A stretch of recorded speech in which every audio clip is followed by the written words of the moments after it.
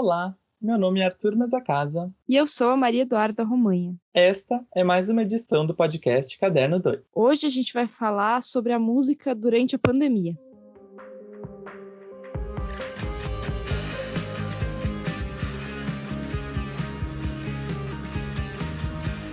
Quando isso tudo começou, quando todos os estabelecimentos fecharam, quando foram cancelados todos os eventos culturais, assim, eu imagino que para muitas pessoas que vivem da música tenha sido um baque muito grande, né? Porque além de produzir música, os artistas eles vivem muito do público, né? Das apresentações ao vivo e desse tipo de coisa. Então eu acho que a primeira coisa que deve ter passado na cabeça dessas pessoas é isso, né? Como que eu vou fazer para ganhar dinheiro agora? Sem ter o contato com as pessoas. E eu acho que principalmente para artistas pequenos, né? Porque muitas vezes eles não têm a estrutura para lançar um clipe ou lançar fazer uma gravação profissional, né? Então eles acabam muitas vezes fazendo as apresentações das suas músicas direto já no ao vivo, né, para o público. Isso, com certeza. Eu acho que as apresentações ao vivo muitas vezes serviam como única, realmente, produção, assim, de música que os artistas menores tinham, porque muitos não tinham, assim, uma estrutura capaz de gravar um EP, ou gravar um álbum, ou mesmo um single, e eles meio que dependiam dessas apresentações ao vivo, tanto para divulgar o trabalho deles, quanto realmente para ganhar o cachê e para se sustentar na música, né? Deve ter sido realmente um susto muito grande, porque logo que tudo isso começou, em março, não se sabia por quanto tempo ia durar, e as pessoas ainda tinham a perspectiva que durasse no máximo um mês, né? Porque ninguém sabia que ia chegar em proporções que chegaram. Ainda em março, né, quando começaram a fechar os estabelecimentos e o contato entre as pessoas começou a ser restrito, as lives começaram a se popularizar, né? Em YouTube, em Instagram, em Facebook, e deu um novo fôlego, né, para esse mercado que pareceu tão ameaçado a princípio, né? Claro, eu acho que a gente, que principalmente aqui no Brasil, a gente não esperou isso acontecer primeiro nos outros países, né? Que já estavam meio que sofrendo com os efeitos da pandemia um pouco antes da gente. Então, eu acho que aqui no nosso país teve uma força muito grande as lives com os cantores de sertanejo, enfim, da música realmente popular, sabe? E era o jeito tanto deles apresentarem seu trabalho e não ficarem parados, mas também de quem estava em casa, sem perspectivas, né, de ter um pouco de realmente de diversão, né? Sim. Porque sem poder sair de casa, sem poder fazer nada, as pessoas estavam um pouco realmente isoladas do mundo e de tudo que estava acontecendo. Aí, Pois é.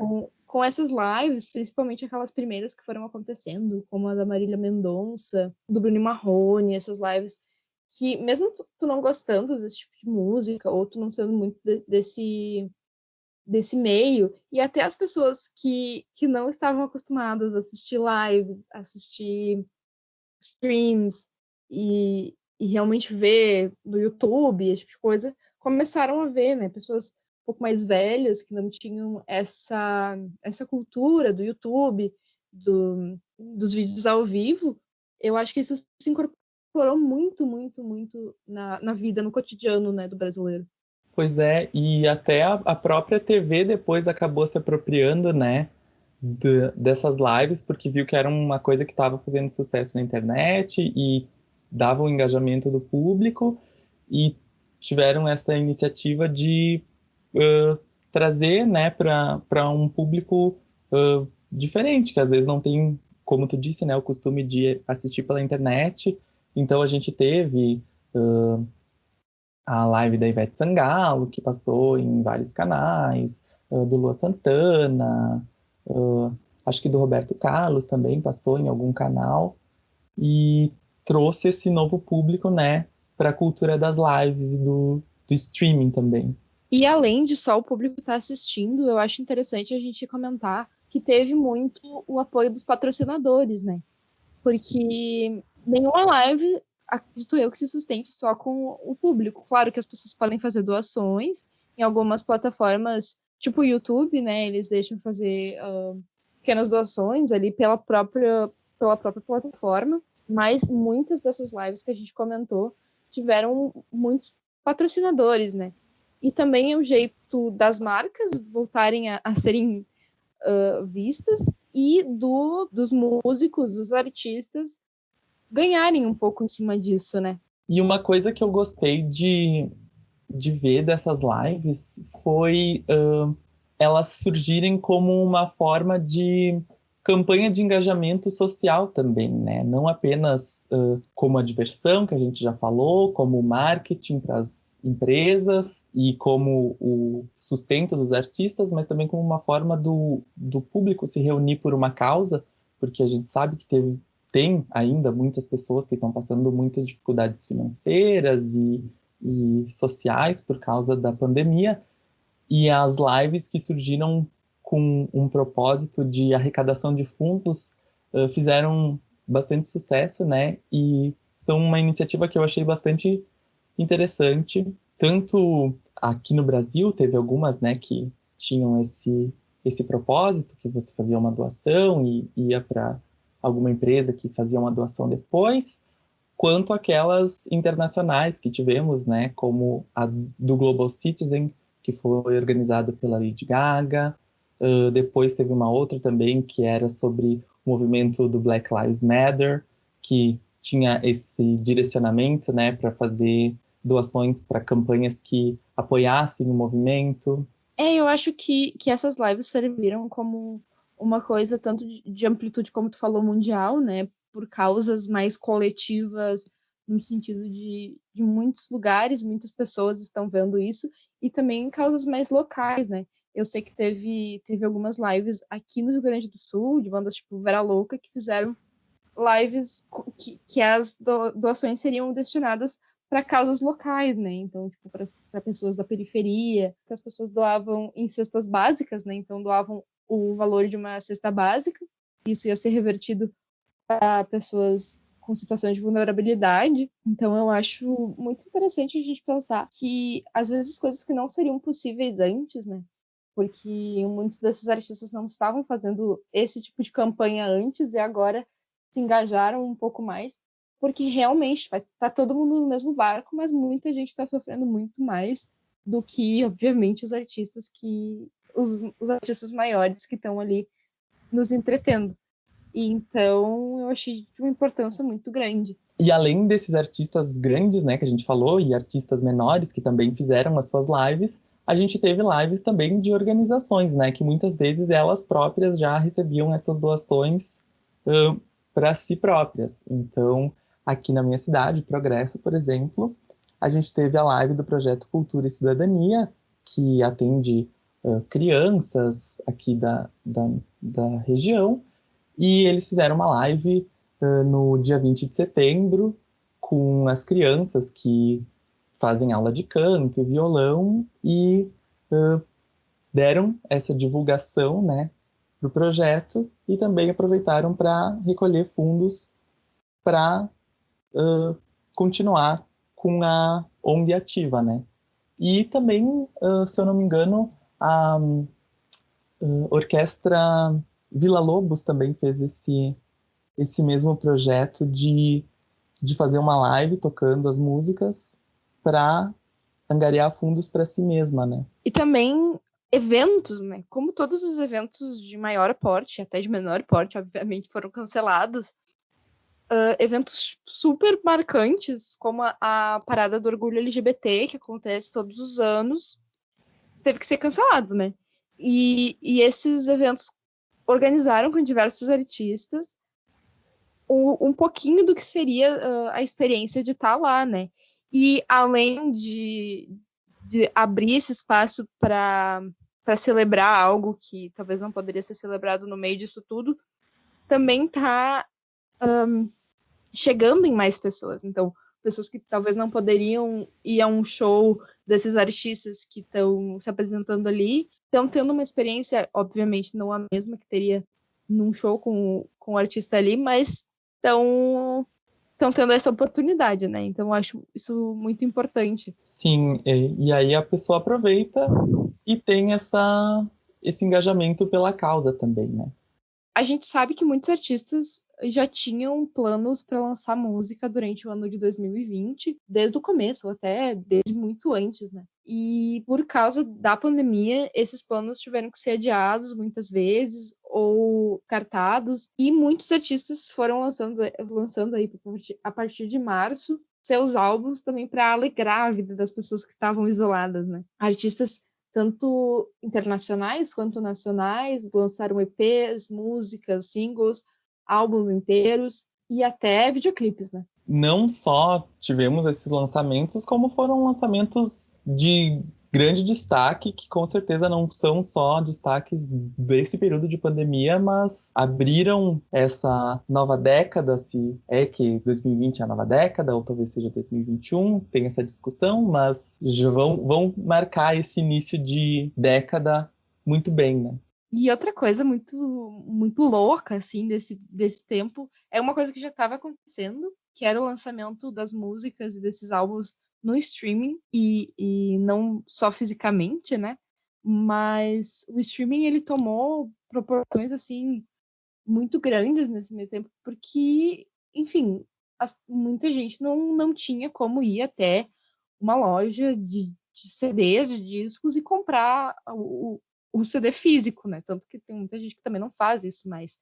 Mas muitos artistas, eles apostaram muito firmemente no lançamento para as plataformas digitais. Em julho desse ano, a Taylor Swift lançou um álbum de estúdio dela, Folklore, e uma coisa interessante é que, além das plataformas de streaming, ela também fez um lançamento muito grande de discos físicos, né? Ela fez várias capas diferentes e tal. Uma coisa que, até o momento, na quarentena, quase ninguém estava fazendo, porque, enfim, era uma coisa muito distante. E aí ela fez esse tipo de coisa e fez com... Tanto em algumas lojas físicas dos Estados Unidos, estava disponível, e também online, né? Compras online. Foi um dos álbuns aí que marcou muito essa quarentena, que foi o Folklore da Taylor Swift, que foi totalmente gravado, masterizado, enfim, foi totalmente pensado durante a quarentena. Ela não tinha planos para lançar música nesses dias. Que legal que tu falou do vinil, porque isso foi até uma tendência assim que eu achei bem curiosa, que teve esse da Taylor Swift, né? E duas outras artistas que eu costumo acompanhar bastante também lançaram vinil, e foi uma coisa que eu achei muito curiosa, que foi a Lady Gaga, né, com o Chromatica, que fez muito sucesso, um baita barulho nas redes sociais, e também a Jessie Ware, que é uma cantora britânica. Eu não tinha tanta familiaridade com ela, mas no início desse ano ela começou a lançar videoclipes e novos singles, e eu imagino que ela já tinha tudo planejado, né, o lançamento, independente da pandemia, mas ela fez esse lançamento do álbum na pandemia, e uma das formas de você escutar o álbum era comprando o vinil, que era um vinil branco, super caprichado, né? Então eu acho que talvez foi já tinha um mercado em ascensão para o vinil novamente, né? Mas eu acho que a pandemia também deu uma ajudada, porque a pessoa ela pode tirar esse tempo para acessar a mídia física e descobrir o álbum e ver a capa e ver o encarte, sabe? E aproveitar, ouvir aquela musiquinha ali no toca-disco mesmo, sabe? Mas além das plataformas, eu acho que só o fato de ter gente lançando música durante esses tempos, e não música só sobre esse período de isolamento, né? Porque tem muita gente lançando música sobre a pandemia, enfim, sobre todos esses sentimentos que a gente acaba passando durante esse tempo em casa, mas sobre muitas outras coisas e músicas que têm marcado muito o nosso dia a dia e toda a cultura popular durante esse período, né? Teve músicas, assim, eu acho que dá pra assim, a gente identificar músicas durante todos esses meses que acabaram marcando, depois sendo mais esquecidas, enfim, teve alguns artistas que ficaram mais fortes durante esse tempo, não sei se teve realmente alguma influência da pandemia nisso, mas com certeza eu acho que a gente se fixou muito em alguns artistas, né? Principalmente artistas internacionais. Pois é, eu acho que um dos fenômenos que está ali relacionado é a popularização do TikTok, né? Que virou uma das principais, já era uma grande rede social, mas se popularizou muito com as pessoas estando em casa e procurando novas coisas para fazer, né? E que ganhou ainda mais, ficou ainda mais comentada depois das críticas do presidente Trump nos Estados Unidos, né? E, enfim, e eu acho que esse aplicativo também começou a lançar hits por sua própria conta, né? Que às vezes no YouTube ou no streaming ou sei lá, talvez no rádio, que não é mais o mais popular, mas ainda tem influência, né? Às vezes esses artistas nem eram tão conhecidos nessas mídias, mas no TikTok as músicas deles faziam muito sucesso. Com certeza, eu acho que a gente pode citar artistas como a Doja Cat, que começou esse boom da Doja Cat um pouco antes ainda do isolamento social começar, da pandemia começar, que teve muito, com certeza, muita influência ali do TikTok. A própria Megan Thee Stallion, que lançou uma música com a Beyoncé, quer dizer, ela já tinha música, mas lançou o remix com a Beyoncé de novo, né? E a Cardi B, que inclusive lançou uma música fazem alguns dias aí, lançou uma música com a Anitta. Produto brasileiro, com clipe gravado em Salvador, inclusive. Até achei interessante que não sei se é na parte da Anitta ou na parte da Cardi, que elas fazem uma referência à Shakira, né? E há mais meses atrás, não lembro exatamente em que mês, a Shakira lançou uma música com o Black Eyed Peas, que ela faz uma referência à Anitta, né? Então foi curioso ver esse tete-a-tete, assim, através das músicas. Eu achei uma coisa bem curiosa. E é muito interessante isso de pensar como a pandemia, e é legal a gente fazer essa brincadeira com as palavras, o isolamento social aproximou muita gente. Que a gente talvez pensaria que seria assim, uma coisa muito distante da nossa realidade, né? Com nada podendo ser feito pessoalmente, nada podendo ser feito assim, olhando no olho das pessoas, muitas outras coisas foram possíveis, né? Como o clipe de Malibu, da Kim Petras, que reuniu aí artistas do mundo inteiro e que não foi preciso as pessoas estarem perto, as pessoas estarem no mesmo ambiente para lançar aí uma coisa com elas juntas. Eu acho muito interessante a gente pensar nessa aproximação, apesar de, obviamente, não glamorizar a pandemia, assim, mas, enfim, foi algo que se tornou possível. Pois é, eu acho que essa necessidade, né, de ter uma interação, enfim. Teve um clipe da Jessie Ware, né, que eu já mencionei antes, que lançou o vinil, e um dos singles desse vinil ela fez também mais ou menos no estilo da Kim Petras, convidou amigos e fãs, enfim, para enviarem seus vídeos, e aí foi feita uma montagem do clipe com esses vídeos de fãs, né? Que também é uma forma do pessoal se divertir e, enfim, né? Se ver também, né? Você vê aquela pessoa que é fã que nem você, estando ali cantando, dançando junto com o artista, né? E na mesma onda que a gente comentou sobre os eventos não poderem ter sido realizados ao vivo, né? A gente não poder ter público, enfim. A gente teve a realização do Eurovision Song Contest, que é um evento musical gigantesco que acontece há mais de 60 anos na Europa, né? E a realização do MTV VMA também, né? Que é uma grande premiação da música mundial, que aconteceram ambos de forma virtual, né? Com as apresentações remotas, né? Gravadas em vídeo e depois costuradas num programa só. Que o VMA tivemos a participação da Lady Gaga, da Ariana Grande, da Doja Cat, que nós já mencionamos. A gente também teve apresentações do The Weeknd, da Miley Cyrus, do Black Eyed Peas e do BTS. E já entrando num outro meio que a pandemia fez com que se popularizasse, né, que foi o streaming de vídeo. Apesar de a gente estar falando de música, a gente teve a costura aí entre esses dois mundos com o lançamento do documentário da banda de K-pop, Blackpink, nessa última semana, que já é uma das maiores girl bands da atualidade, né? E que esse ano fez bastante sucesso, mesmo nesse período de pandemia, né? Com o lançamento de novas músicas.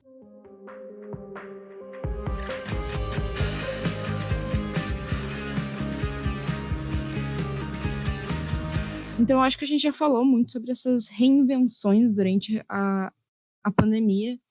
E a gente conversou um pouco, então, com artistas gaúchos. O Adriano Quadros, da banda Planetas e Botões, que também foi junto com o Arthur Last, quem fez a trilha sonora do nosso podcast, e com o Miguel Eve, que são artistas do Rio Grande do Sul, são artistas independentes, e que estão aí durante esse período de isolamento, produzindo, e então eles vão falar um pouco sobre as perspectivas deles e como que está sendo ser músico presente durante esse período. Para 2020, a gente tinha planejado justamente mais apresentações ao vivo. Como em 2019 a gente ainda estava começando, a gente não teve muita oportunidade de se apresentar, foram poucas vezes. E, paralelo a isso, a gente planejou um disco, uma compilação de 9 músicas que a gente iria gravar ao longo do ano. E tudo isso teve que ser adaptado, a gente teve que engavetar mais ou menos todos esses projetos e se adaptar à nova situação. Eu tinha vários planos para esse ano e por conta da pandemia tiveram que ser cancelados. O principal, eu iria me mudar. Eu moro numa cidade no interior no Rio Grande do Sul, iria me mudar para São Paulo, para até ter mais contatos por lá, conhecer novas pessoas e tudo mais, para ampliar, né, para chegar em outra cena musical, que eu acho que é onde o meu gênero musical, música pop, aqui no Brasil, tá mais concentrado. Também lançaria um álbum neste ano, mas por conta da pandemia eu não conseguimos dar continuidade às gravações, então, né, teve que dar essa mudança de planos aí bem grande pro ano de 2020. A gente passou por essa situação de cancelar show no início do ano, em março, mais ou menos, quando começou essa coisa toda.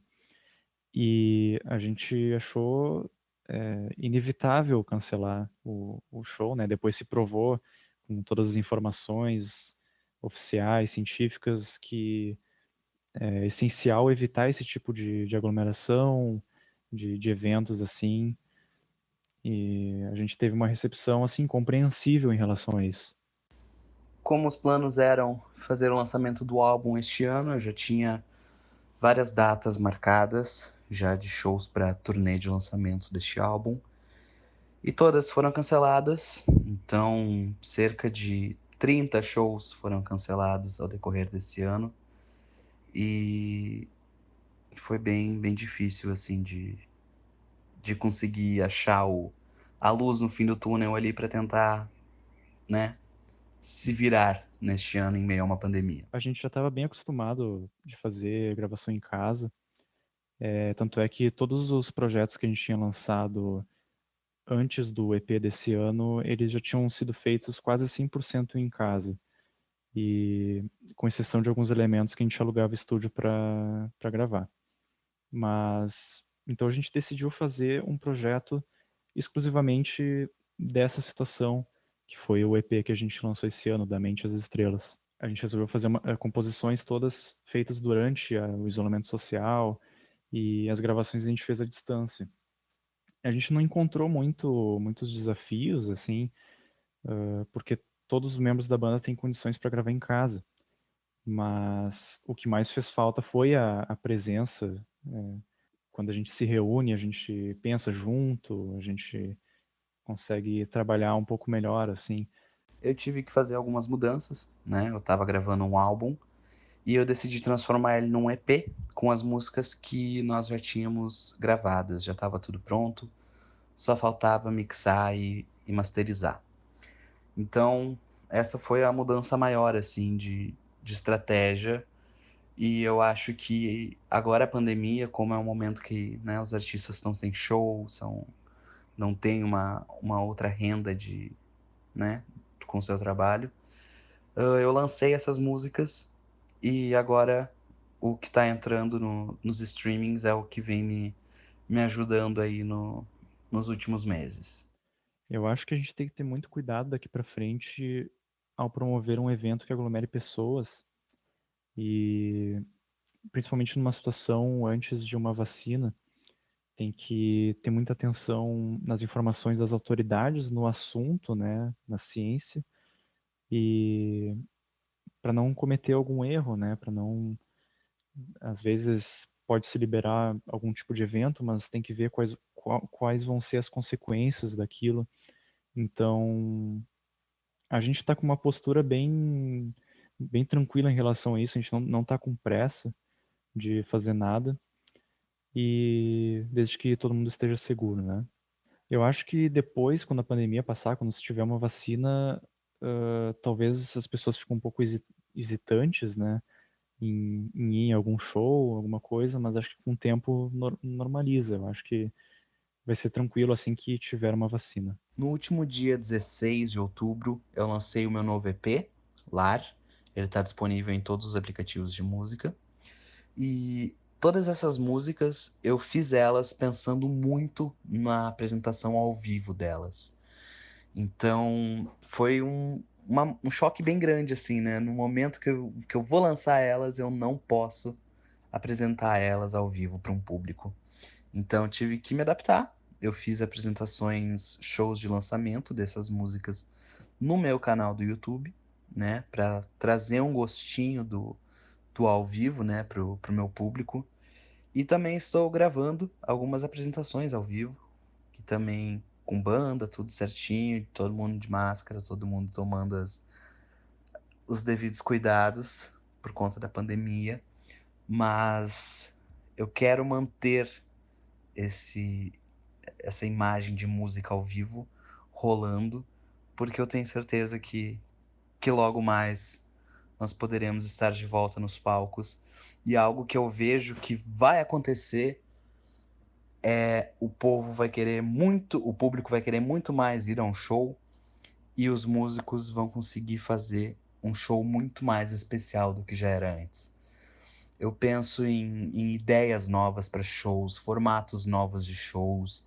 Então eu acho que esse tempo foi ruim, né? Muita coisa ruim aconteceu, mas eu acho que pode ser uma vírgula ali, sabe? Tipo um momento onde a gente pode parar, repensar e ver de que outra forma, de que outro modelo a gente pode passar essa experiência das nossas músicas ao vivo para o público.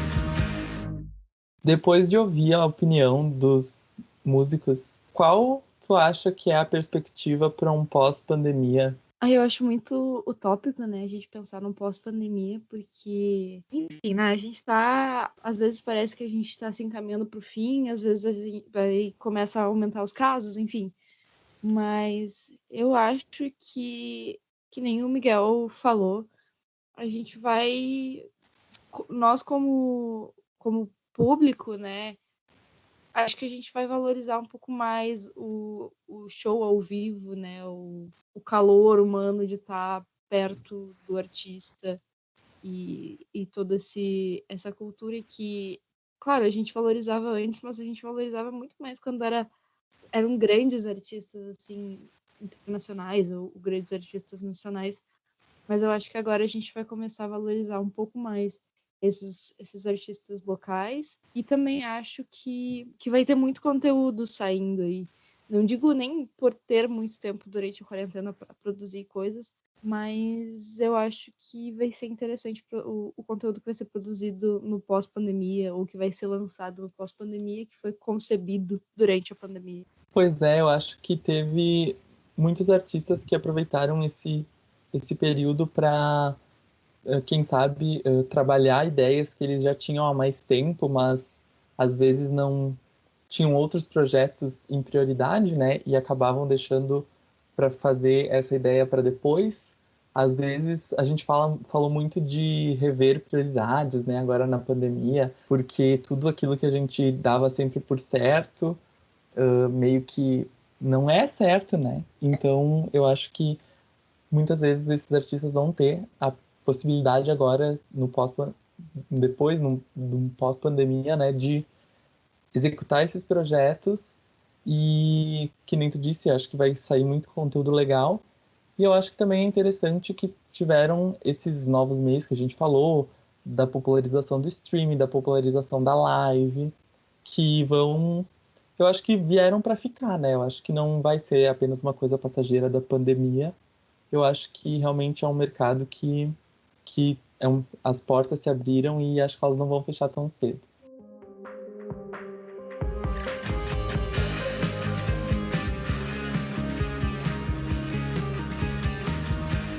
E esse foi o episódio de hoje do podcast Caderno 2. Nos siga nas redes sociais, já que estamos ativos no Facebook, Instagram e Twitter. Leia os nossos textos disponíveis pelo Medium. A edição desse podcast foi feita por mim, Maria Eduarda Romanha, e roteirizado por Arthur Mesacasa e Maria Eduarda Romanha. Trilha sonora original de Arthur Last e Adriano Quadros. Muito obrigada pela sua audiência e até a semana que vem.